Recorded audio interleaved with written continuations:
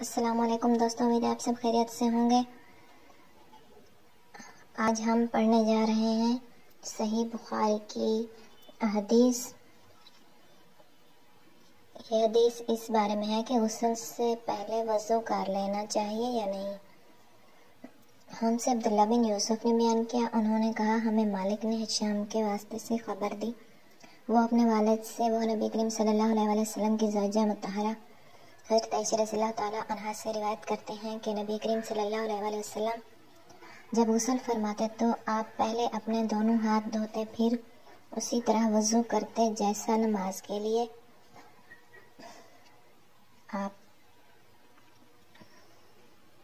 کیا کرتے تھے۔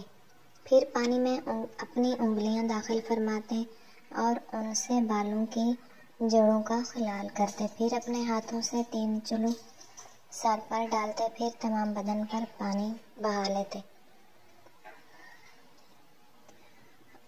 آگے کی حدیث ہے، محمد بن یوسف نے حدیث بیان کی، انہوں نے کہا کہ ہم سے سفیان نے بیان کیا، اعمش سے روایت کر کے، وہ سالم ابن ابی الجعد سے، وہ قریب سے، وہ ابن عباس رضی اللہ تعالیٰ عنہ سے، وہ میمونہ نبی کریم صلی اللہ علیہ وسلم کی زوجہ مطہرہ سے روایت کرتے ہیں،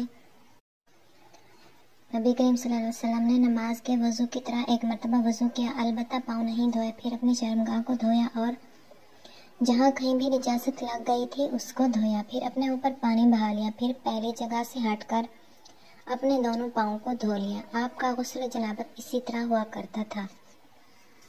آج کی ویڈیو میں آپ کو غسل جنابت کا علم ہو گیا ہوگا۔ اگر ویڈیو پسند آئی ہے تو لائک کر دیں، چینل پر نئے ہیں تو چینل کو سبسکرائب کر دیں تاکہ اسلامی کتابوں کی تمام ویڈیوز آپ تک پہنچتی رہیں۔